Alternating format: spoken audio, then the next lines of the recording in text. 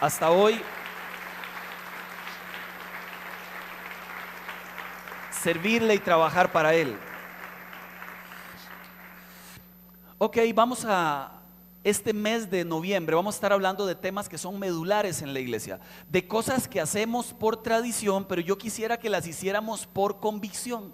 Más que porque entré a la iglesia y lo hacían, entonces yo lo repito, sino porque estoy convencido que esto es lo que Dios manda y ya por convicción y no por tradición quiero hacer lo que la iglesia está haciendo. El primer tema que quiero compartir en esta serie, aunque mis series son muy pequeñas siempre, se llama la Cena del Señor. Esta la hacemos cada mes, sin embargo la pregunta es, ¿realmente sabemos lo que estamos haciendo? Pues la idea en realidad es que todas nuestras prácticas tengan conocimiento de causa, que sepamos lo que estamos haciendo y que cada vez que hagamos cosas como esta es una ordenanza de Jesús, la hagamos sabiendo exactamente de qué se trata. Aunque esto lo hablamos en los discipulados, no todo mundo está llevando el discipulado donde está la cena del Señor y no todos en la iglesia están en discipulado. Entonces me ha parecido bien predicar de este tipo de temas. Comencemos por el nombre y aquí pasamos a la segunda filminita que está allí. Cena del Señor o Santa Cena. En la palabra de Dios usted encuentra 4 formas de llamar a la cena del Señor. La primera de ellas se denomina partir el pan, y eso está ahí en Hechos 27.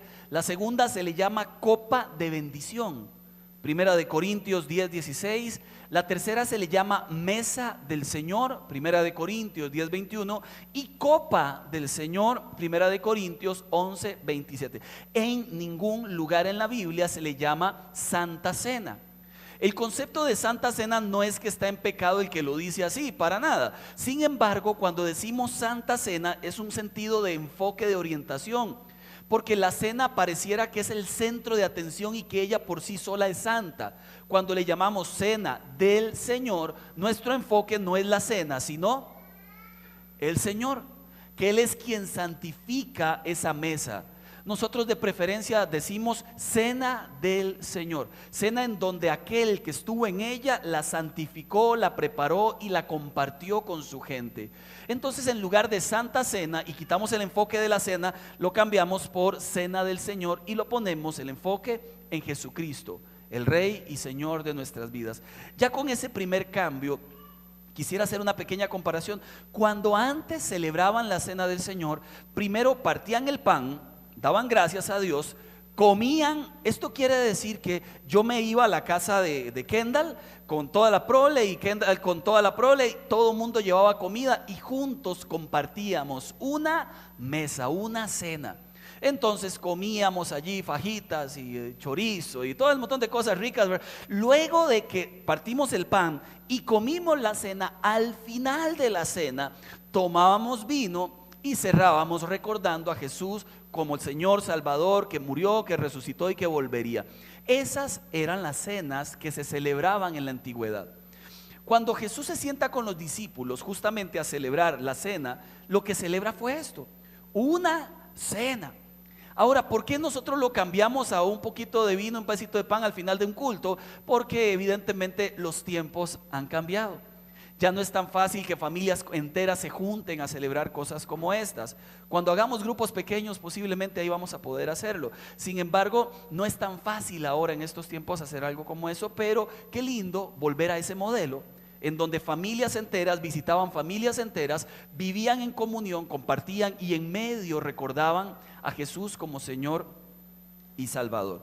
Quisiera que me acompañe, Primera de Corintios, capítulo 11, del verso 17 al verso 34.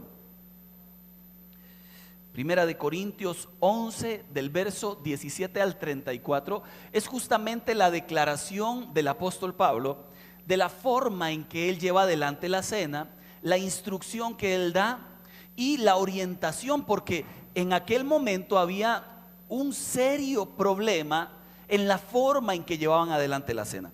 El apóstol Pablo llega y trata de ordenar la forma correcta y establece los principios fundamentales para que la cena del Señor se lleve a cabo. Dice la palabra, si usted tiene su Biblia, por favor búsquelo en su Biblia, le damos un minutito más. Si no tiene su Biblia, acérquese a un cristiano, que chiste más viejo, ¿verdad? Y más malo. Dice la palabra del Señor: al darles estas instrucciones, las siguientes instrucciones, no puedo elogiarlos, ya que sus reuniones traen más perjuicio que beneficio. Mira, hasta ahí solamente hay un problema grave. El apóstol Pablo les acusa: lo que ustedes hacen cuando se reúnen a celebrar la cena del Señor, en lugar de ser bendición para sus vidas, se ha convertido en perjuicio para sus vidas. Esto debería llamarnos la atención a todos nosotros, ¿no le parece? Cuando yo celebro la cena del Señor, ¿qué traigo a mi vida? ¿Perjuicio o beneficio? En buena teoría traemos beneficio, pero no necesariamente. Si estamos repitiendo las prácticas de los corintios, muy posiblemente lo que traigamos a nuestra vida sea perjuicio. Entonces préstele mucha atención, abra bien los ojos para asegurarnos que cuando tomamos la cena no repetimos lo mismo que ellos y no terminemos como terminaron muchos de ellos. Sigue la palabra: en primer lugar, oigo decir que cuando se reúnen como iglesia, que hay divisiones entre ustedes, y hasta cierto punto lo creo. Sin duda tiene que haber grupos sectarios entre ustedes para que se demuestre quiénes cuentan con la aprobación de Dios. Verso 20: de hecho, cuando se reúnen ya no es para comer la cena del Señor, porque cada uno se adelanta a comer su propia cena, de manera que unos se quedan con hambre mientras otros se emborrachan. ¿Acaso no tienen casas donde comer y beber? ¿O es que menosprecian a la iglesia de Dios y quieren avergonzar a los que no tienen nada? ¿Qué les diré? ¿Voy a elogiarlos por esto? Claro que no. Y ahí está el primer concepto, el primer objetivo que perseguimos cuando celebramos nosotros la cena del Señor. Primer objetivo que perseguimos nosotros cuando celebramos la cena del Señor. Primer objetivo es que haya, pon la que sigue porfa, es que haya una sana comunión. Primer objetivo: cada vez que nosotros celebramos la cena del Señor debe haber una sana comunión. La pregunta es: ¿qué se requiere para que haya una sana comunión? Que no hayan divisiones. Cuando comencé a indagar un poco, encuentro por lo menos 4 tipos de divisiones que pueden haber en nuestro corazón, que posiblemente nos imposibiliten tomar la cena como debe ser. El primer tipo de división que se da antes de tomar la cena y que tenemos que analizar a lo interno del corazón son las divisiones relacionales. Son personas que toman la cena del Señor, pero tienen algo no resuelto con alguien. Odian a alguien por algo que les hizo, o ellos han hecho un daño y no han pedido perdón. Entonces, tomar la cena teniendo gentes y embroncado con alguien y cosas sin resolver, es muy posible que lo que estemos tomando sea juicio y lo que estemos comiendo sea juicio y no bendición.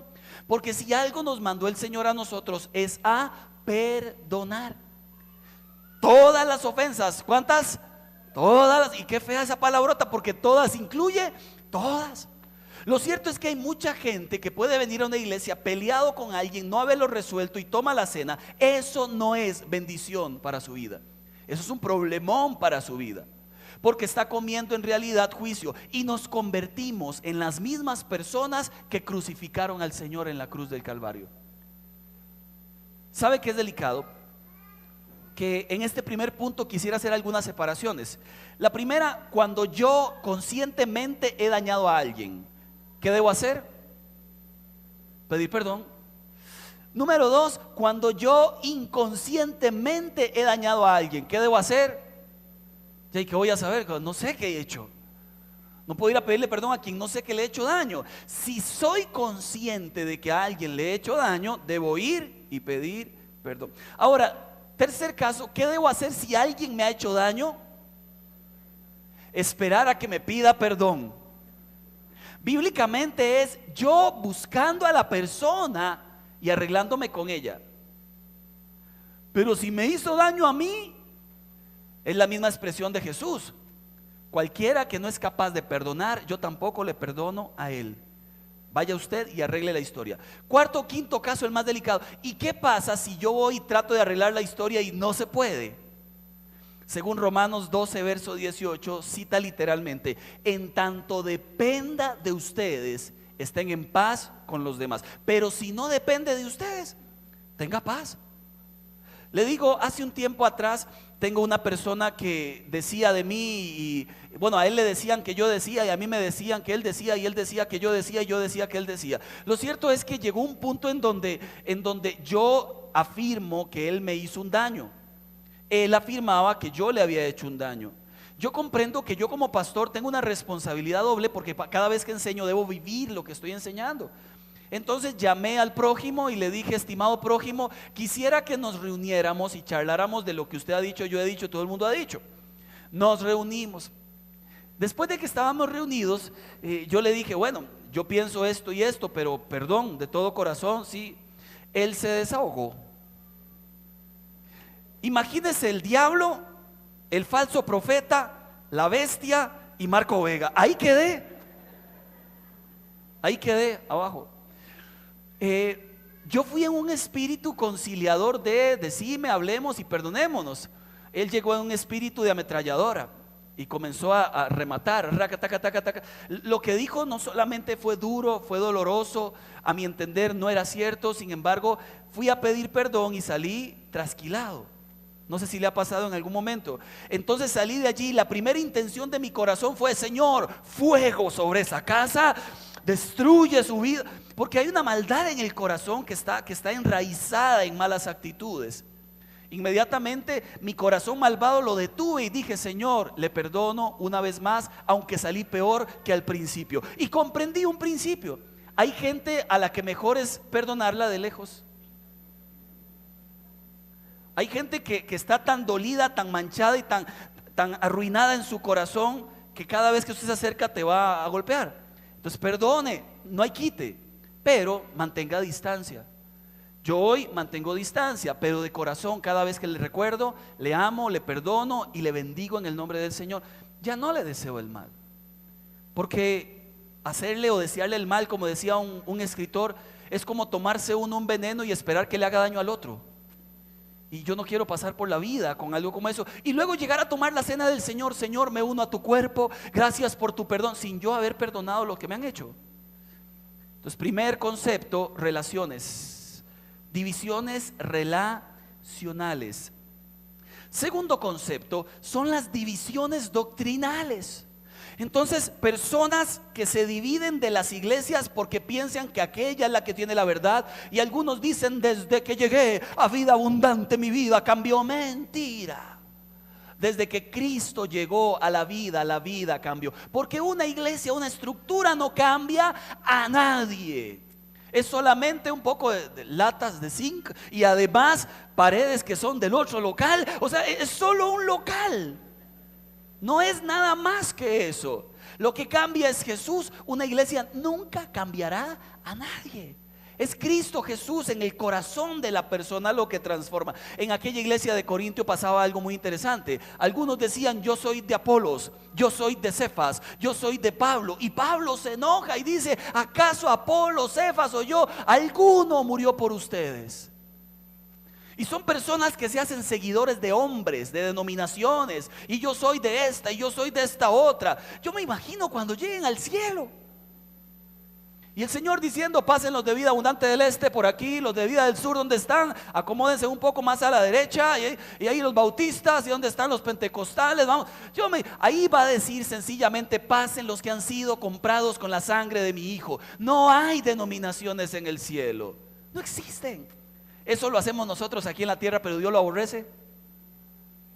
Son aquellos que se animan a hacer divisiones doctrinales o divisiones sectarias, divisiones denominacionales. Cuidado con tomar la cena y usted ha destruido alguna iglesia con su boca y ha dicho: en esa está el diablo. ¿Sabe qué me hace gracia? Que la gente que viene herida de otra iglesia viene aquí hablando mal de la otra iglesia, pero los que se van bravos de aquí salen a la otra iglesia a hablar mal de aquí. A nadie se le queda bien. Lo bueno es que el único que está bien aquí es el Señor Jesús. Sigamos a Jesús sin divisiones doctrinales. Número 3, son las divisiones orgullosas. Aquí en esta iglesia no hay, seguro en el este, aquí no hay. Son las personas que yo les llamo los hermanos no. Andan en modo no todo el tiempo. Hermano, ¿qué le pareció la predica? No, hermano, no está bien, no es correcto. Y la música, no, quién sabe para qué invitaron a esa gente. ¿Y qué le pasó? No estoy. Y usted les pregunta, ¿cómo se siente? No sé de lo que están hablando, pero igual no estoy de acuerdo. Son los hermanos no. Tóxicos. Andan haciendo bandos. Miren, no es para nada, pero es para que estemos orando Jincán. Pero es que ese pastor que mal me cae. Y andan haciendo bandos ahí en la iglesia. Y luego toman la cena. Y cuando toman la cena, Señor, tomo este pan y bebo esta copa, pero quita ese pastor que lo odio. Es increíble. Tienen la capacidad de vivir en rencores por años, en divisiones del alma. Y toman la cena del Señor, un elemento que es para unir al cuerpo, no para dividir el cuerpo de Cristo.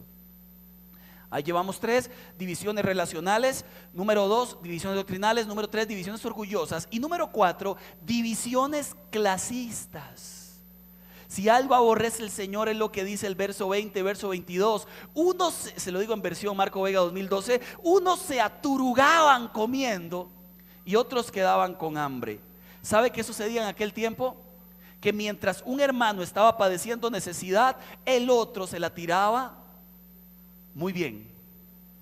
Mientras un hermano sufría, el otro despilfarraba. A eso se le llama en la Biblia injusticia social, que perdemos de vista aquello que Dios ama y dejamos de amar aquello por lo que el corazón de Dios se duele. Y eso sigue pasando en nuestros tiempos. Mientras unos viven muy bien, hermanos en Cristo sufriendo penurias. ¿Por qué pasan cosas como estas? Sencillamente porque no hemos aprendido a discernir el cuerpo de Cristo Jesús. Un líder en una iglesia llamó y lo dijo de esta manera y me dolió el corazón. Dijo: la maldición es ser pobre. Todos los pobres están en maldición. Eso está más lejos de la palabra que cualquier cosa en este mundo. Dios nunca condenó a los pobres, ni les llamó malditos a los pobres.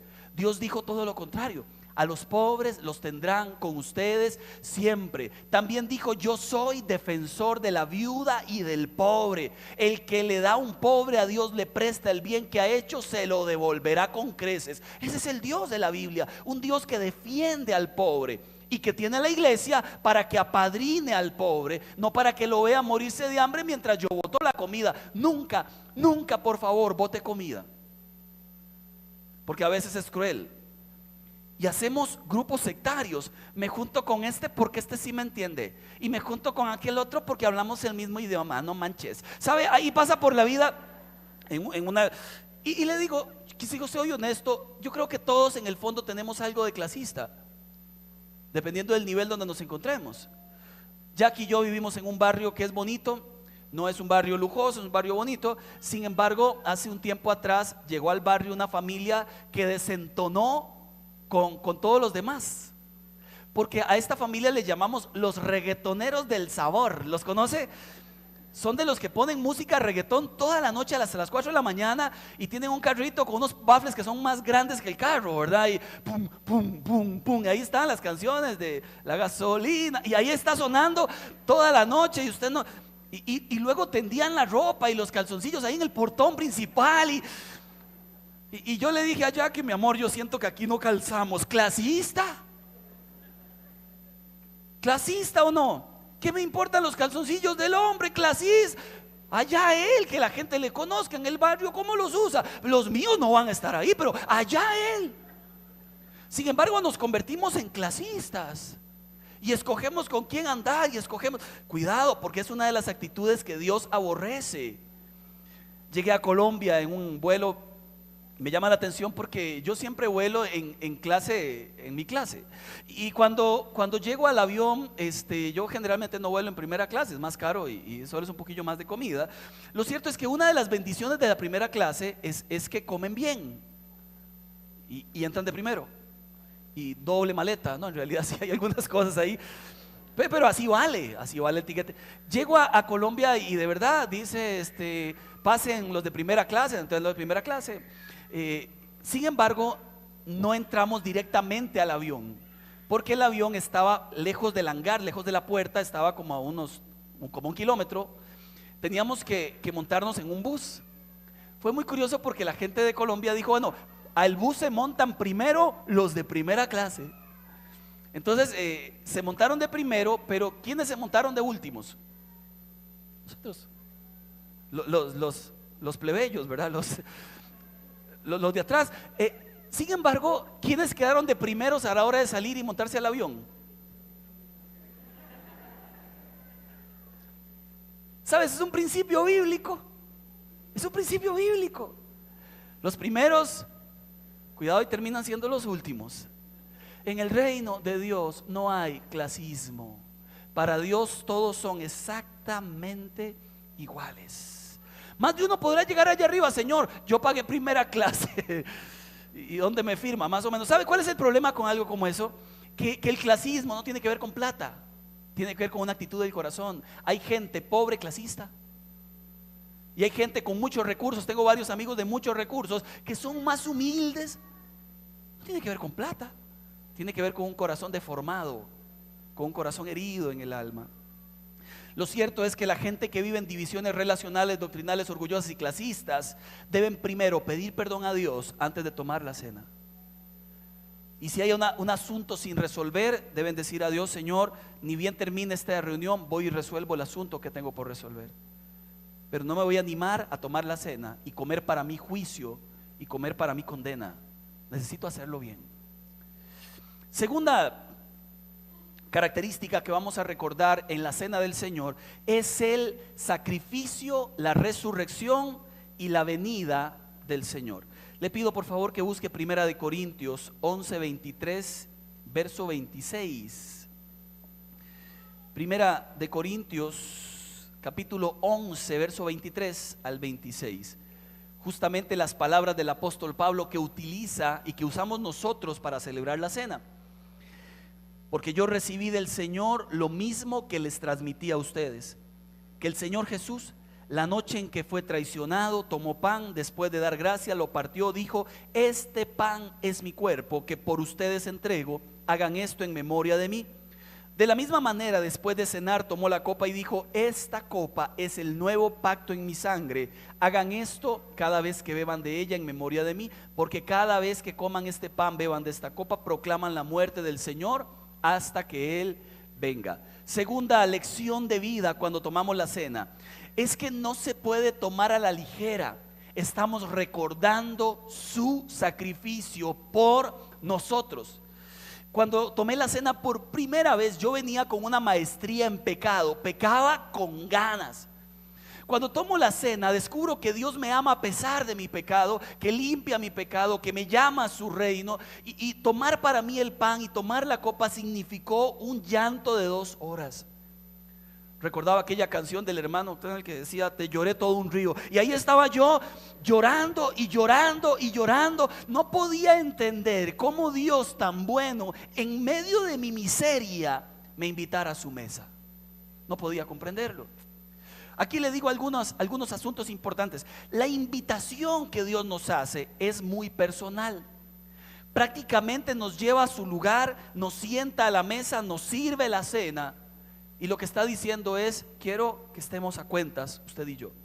Quiero que disfrutemos este momento, usted y yo. Es un momento especial. Usted se ha dado cuenta que usted no invita a todo el mundo a su casa. Generalmente usted invita a la gente con la que usted quiere una relación más profunda. También quisiera clarificar que cuando Jesús dice, este es mi pan, este pan es mi cuerpo, este vino es mi sangre, no necesariamente es que realmente ese pan es el cuerpo, es figurativo. Así como cuando dice yo soy la vid verdadera, Jesús no era un árbol. Así como cuando dice yo soy la puerta, Él no era un pedazo de madera. Es figurativo, es un simbolismo. En la iglesia tradicional católica hablan del cuerpo y hablan del vino justamente como si allí estuviera Jesús propiamente. Nosotros entendemos claramente que la Biblia enseña que es un símbolo de, así como Él se identifica con muchos otros símbolos en la palabra. En ese sentido, me gusta el concepto de que Jesús celebra la cena en la Pascua. Le comento, la Pascua es aquel evento que los israelitas celebraban por la intervención de Dios el día en que el Señor sacó a los israelitas del pueblo de Egipto.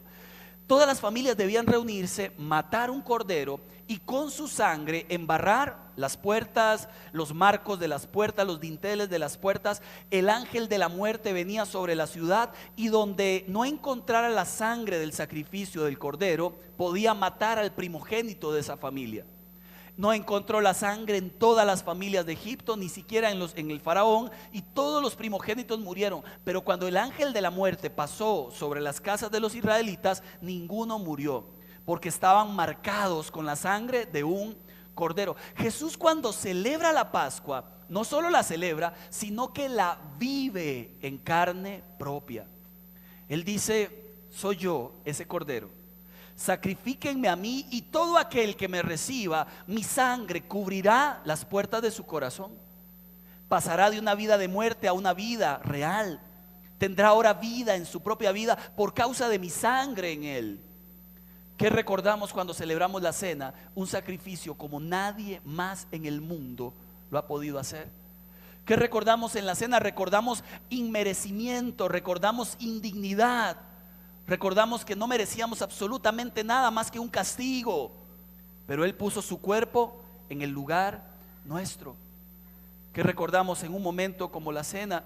Recordamos justamente una promesa: yo estaré con ustedes todos los días hasta el fin. En ese sentido lo sabemos, el pan llega a representar su cuerpo molido, su castigo, mi castigo. Llega a representar destrucción en cada parte de su cuerpo, un cuerpo de muerte. Lo que dice literalmente es: no los toquen a ellos, mátenme a mí. Su sangre llega a representar un pacto nuevo. Ya no tienen que hacer cosas para ser salvos, deben creer en mí. Es el nuevo pacto, diferente al anterior. Alguien hablaba en alguna oportunidad, y lo enseñamos en los discipulados, creo, de que la cena se convierte en un evento de 360 grados. Por un lado, en primer lugar, me hace mirar hacia adentro, cómo estoy con Dios, cómo va mi vida. En segundo lugar, me hace mirar hacia los lados, cómo estoy en mis relaciones con los demás. Estoy creciendo, estoy amando, estoy perdonando. Me hace mirar hacia atrás, de dónde vengo, qué he hecho, qué Dios me ha perdonado. Me hace mirar hacia adelante, un porvenir que vale la pena, un futuro en Dios. Y me hace mirar hacia arriba para dar gracias por lo que este Dios santo ha hecho por nosotros. Cada vez que celebremos la cena debe haber respeto. Vi en una iglesia, no en esta, mientras el hombre con la copa sostenía la copa y el pan, en el celular decía: me gusta en Facebook. Eso es una inmoralidad, en realidad. Ha olvidado de qué se trata un momento solemne como esos. Ha olvidado que esto delante de Dios es algo serio.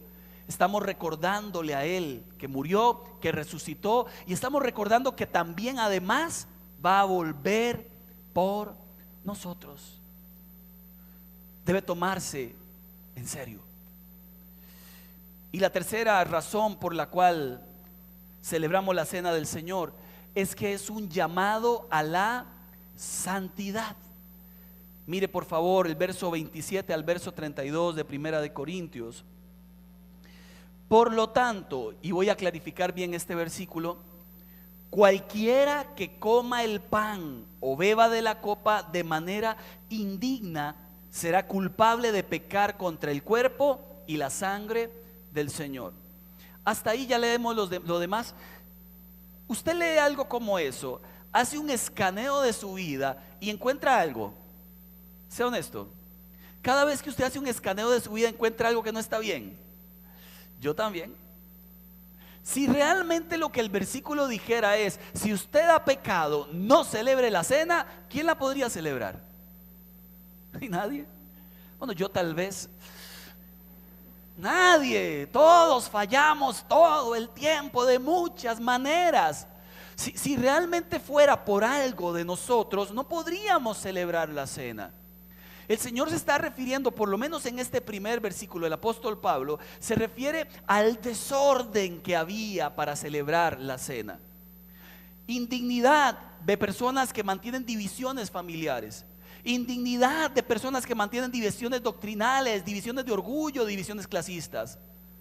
Hay una indignidad en algo como indignidad en no discernir de qué se trata y tomarlo porque todo el mundo lo hace y no volver a recordar lo que hizo por mí. A eso se refiere la indignidad. Ahora, también se refiere la indignidad a prácticas consistentes del mismo pecado. Una persona que decide vivir en una práctica continua de pecado y no se ha arrepentido de esa práctica y toma la cena, vuelve a comer juicio para su vida.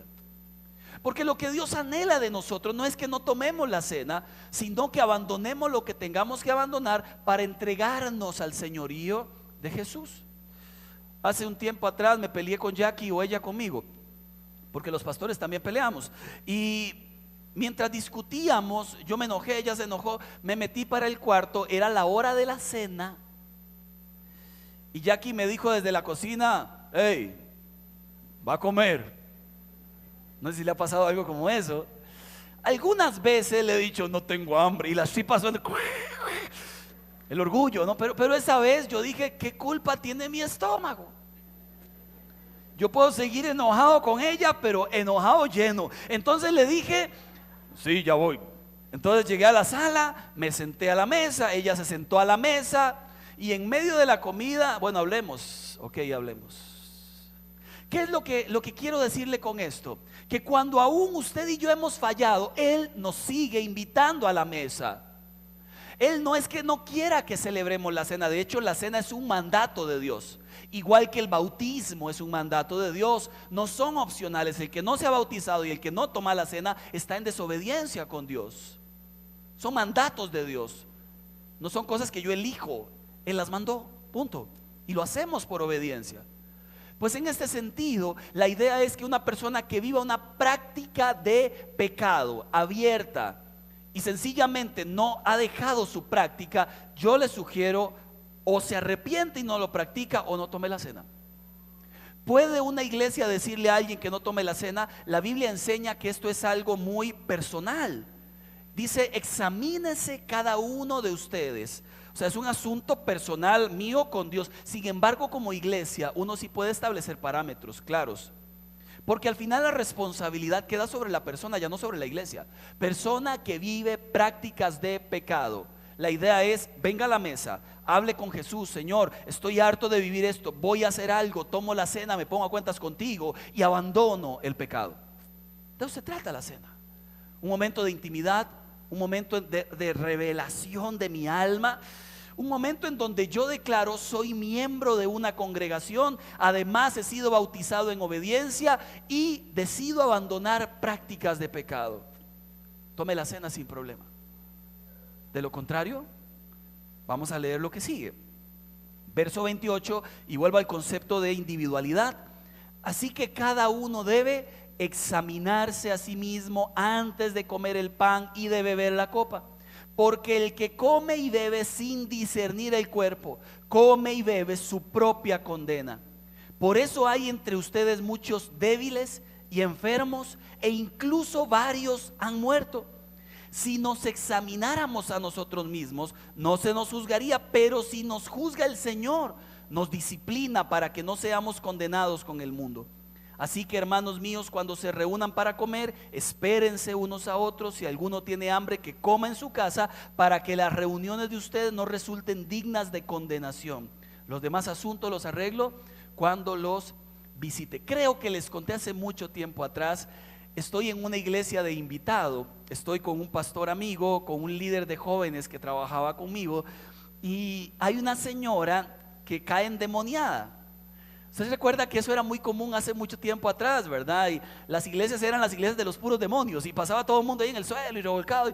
Bueno, yo fui esto fue hace como 15 años atrás, y una señora se revuelca ahí en el piso, comienza a echar espuma por la boca y a decir cosas raras, qué sé yo. Entonces el culto termina, tomamos a la señora, la llevamos a una oficina. Estaba el pastor, estaba mi persona, había otro muchacho que estaba conmigo.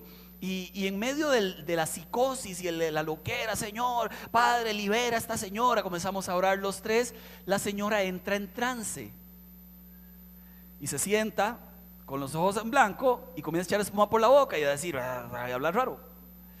Entonces los tres, el Señor, Padre, y ahí comenzamos a orar, ¿verdad? Y a decir cosas. De un momento a otro, mira a mi amigo, el que andaba conmigo, y le dice, porque abandonaste a tu mamá en Guanacaste. Y era cierto. Era un demonio mentiroso, pero que decía la verdad. Mirás qué cosa rara. Y mi amigo se pone pálido, echa un paso para atrás.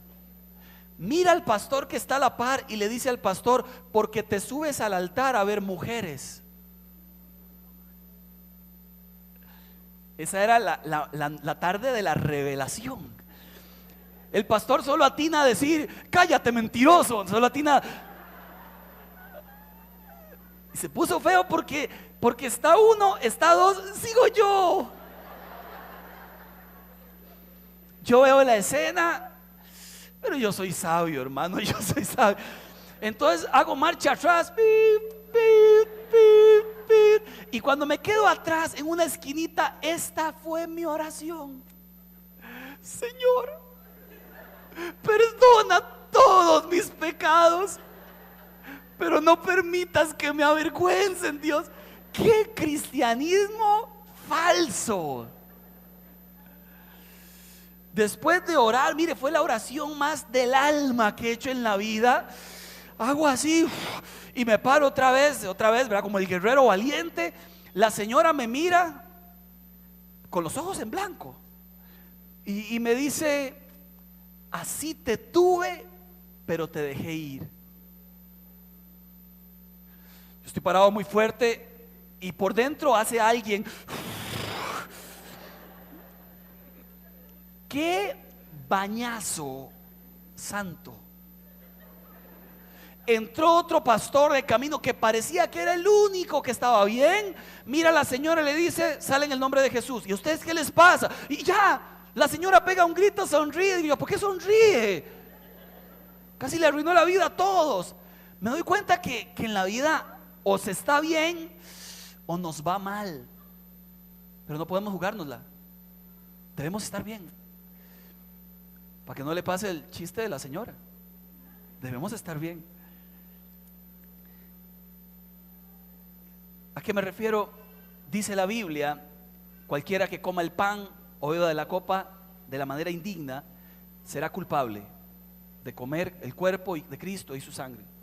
Será culpable de haberlo crucificado también aquella vez. En lugar de honrar su sacrificio, esta gente participaban de la culpa de los que habían crucificado al Señor. Termino. La frase dice al final, por eso hay muchos débiles, hay muchos enfermos, incluso algunos han muerto anticipadamente. No habla de que se pierde la salvación, al menos en este versículo. No habla de una pérdida, de una herencia eterna. Habla de un llamado a su presencia antes de tiempo. Habla de enfermedades más frecuentes y habla de vidas en debilidad. Y justamente el Señor lo que nos está previniendo a todos es de cosas como estas, a través del apóstol Pablo. Termino, ya le dije termino y no he terminado. Termino con un video que hizo Joaquín, ¿verdad? Y es tomado de la película de Mel Gibson. He visto muchos videos de esta película, casi todos son muy sangrientos. Este no. El que hace Joaquín tiene una particularidad, apunta correctamente al momento del pan, al momento del vino, apunta a la parte amorosa de este Dios que en medio de su sangre entregó su vida por nosotros. Si lo podemos poner, por favor.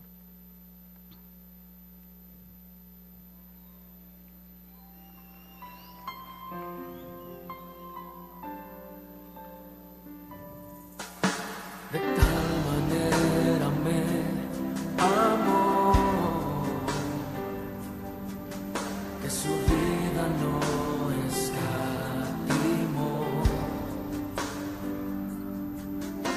hasta el final Él se entregó.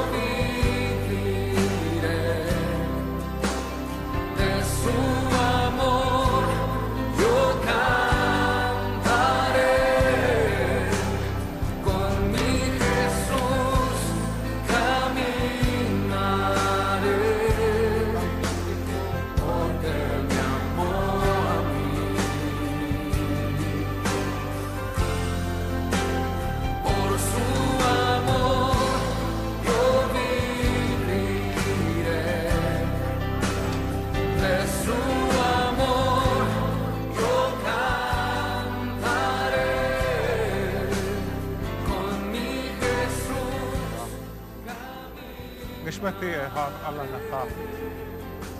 And Nashla Lakeach Nishmuti Mini. Lahene Heva Mini Anaf. Thai by a die, Lemehava. Or by a diamond top. Milkacha.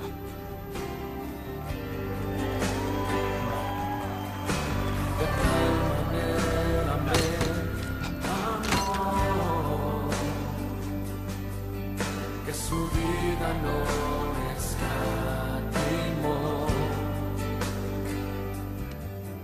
hasta el final del ser y a la muerte fue porque amó de tal manera With a field comara hem haki ita. y no hay forma en que Hithe hivo dinala dina. Cocavel dina a faith the com. el precio Tun. de su grande amor Hivo the com.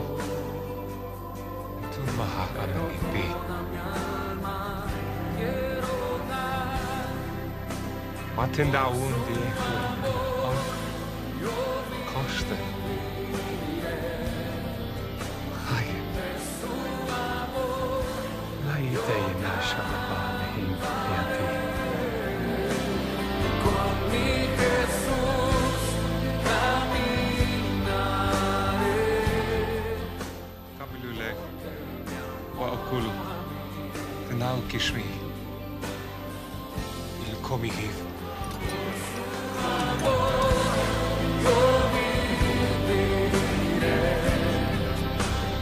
De su amor yo cantaré. Con mi Jesús Kabila. Stay. تنادمي تبريثا خدثا يهيب لكم وطرابين مشلق خطر 모두 나의 뜻하니.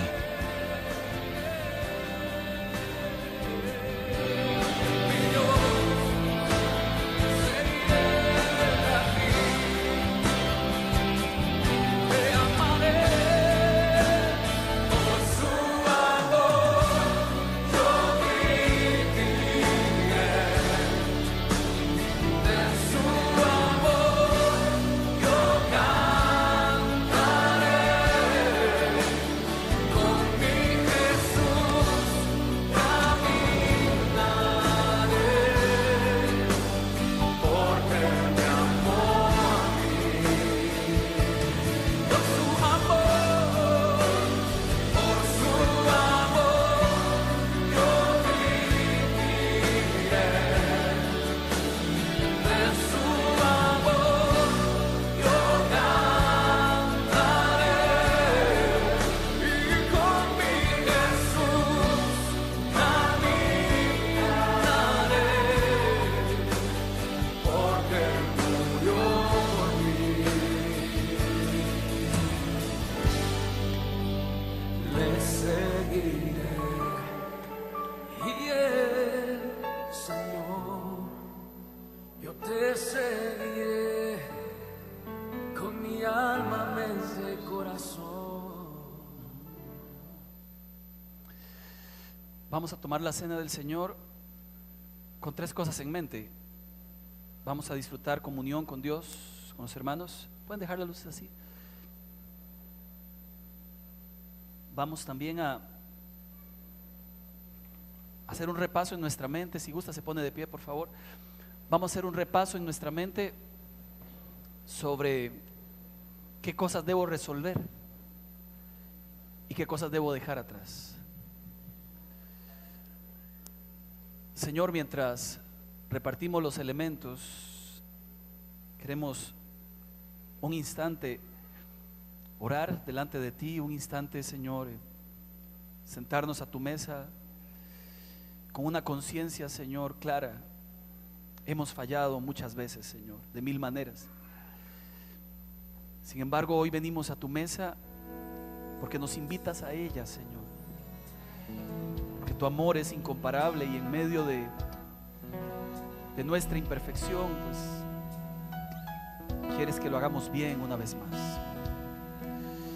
Mientras cantamos esta canción y se reparten los elementos, saque su tiempo para orar a Dios, para agradecer su misericordia y su amor de cada día.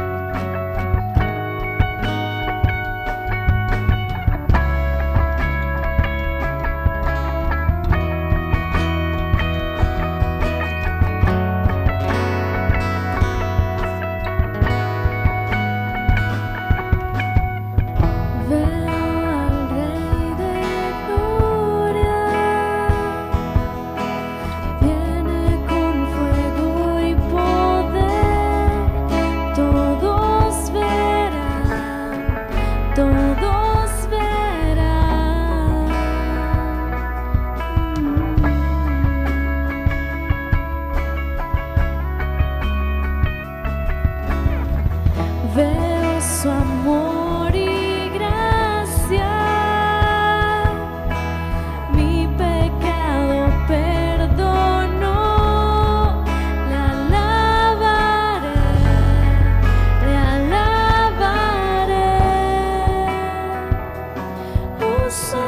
Hosana, Hosana, Hosana en las alturas. Hosana, Hosana, Hosana en las alturas.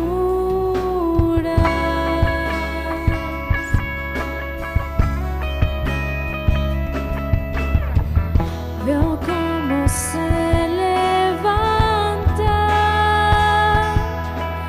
una gran generación.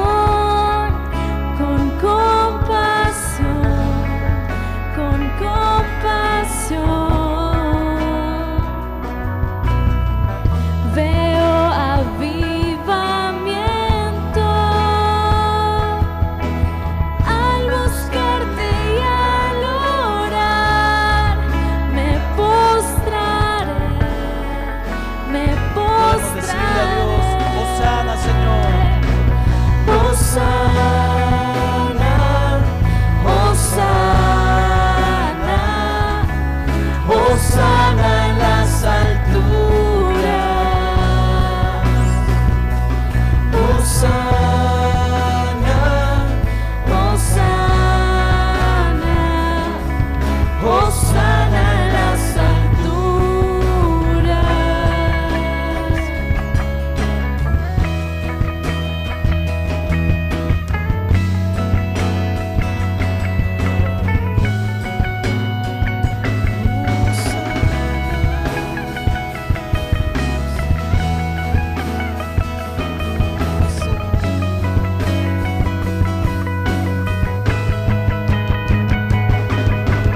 Sáname y límpiame, con mis ojos tus obras quiero ver. Quiero amarte como tú me amas.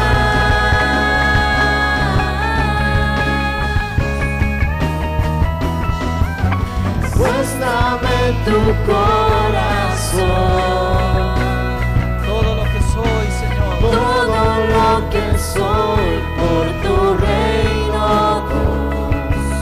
Contigo quiero estar por la eternidad.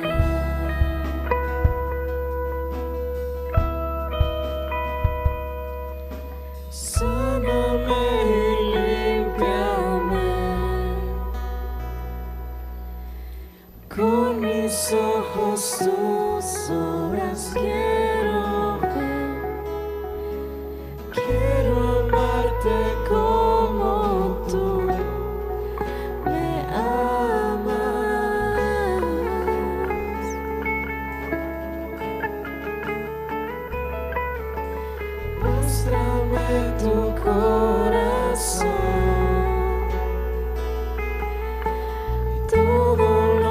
soy por tu reino, Dios. Contigo quiero estar por la eternidad. Dice la palabra de Dios: miren, mi siervo triunfará, será exaltado, levantado, muy enaltecido. Muchos se asombraron de él, pues tenía desfigurado el semblante. Nada de humano quedó en su aspecto. ¿Quién ha creído a nuestro mensaje? Creció en su presencia como vástago tierno, como raíz de tierra seca.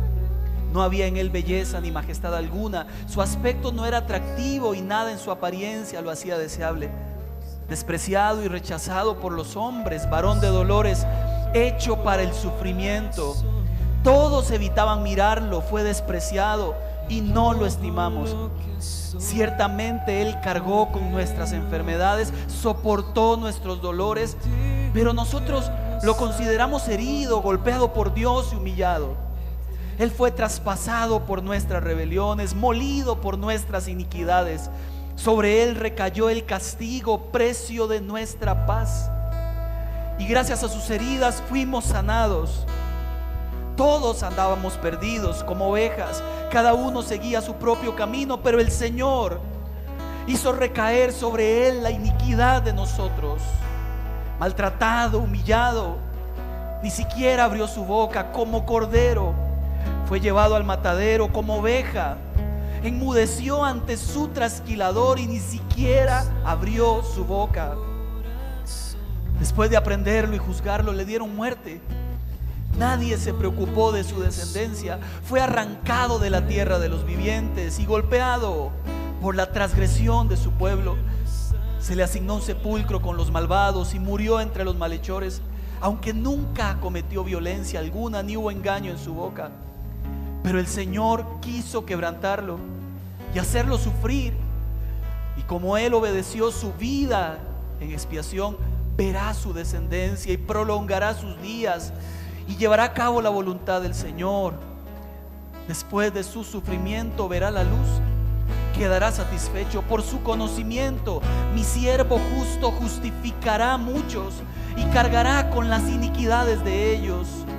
Por lo tanto, le daré un puesto entre los grandes, repartirá el botín con los fuertes, porque derramó su vida hasta la muerte, porque fue contado entre los transgresores, cargó con el pecado de muchos y aún hasta hoy intercede por los pecadores. Señor, queremos en esta mañana recordar por qué estamos aquí. Estamos aquí porque uno murió aquella vez.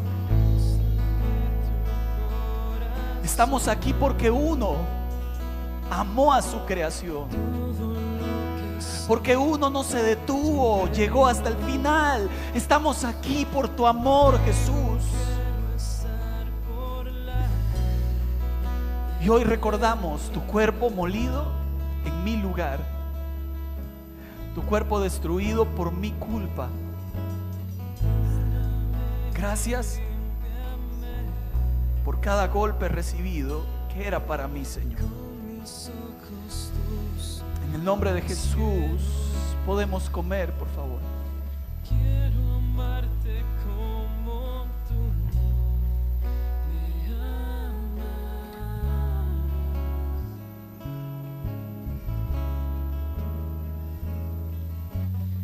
amas. Igualmente tomó la copa, dio gracias y dijo: este es el nuevo pacto en mi sangre. Señor, agradecemos cada gota de tu sangre que limpia nuestro pecado, que nos devuelve la vida, que nos da esperanza, Señor. En el nombre de Jesús podemos tomar, por favor.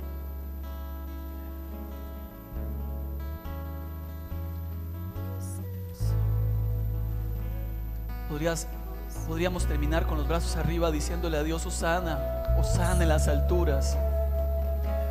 Hosana, Señor. Hosana, Hosana, Hosana en las alturas. Hosana, Hosana, Hosana en las alturas. Una vez más. Hosana, Hosana, Hosana en las alturas.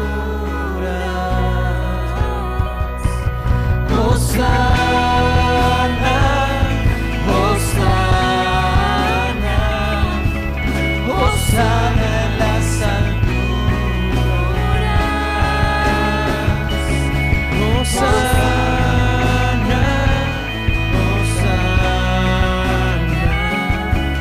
Hosana en las alturas. Hosana tu nombre, Señor. Hosana, Rey de majestad. Hosana, Hosana en las alturas. Hosana en las alturas. Hosana en las alturas. Hosana en las alturas. Al que vive, reina por siempre, al único Señor Dios, Hosana en las infinito en poder. alturas. Le damos un fuerte aplauso a Jesús. Él es el Rey, la razón de nuestra vida, el anhelo de nuestro corazón. Eres el Señor. Eres Rey soberano, justicia, Señor. Eres santo, Señor, eterno.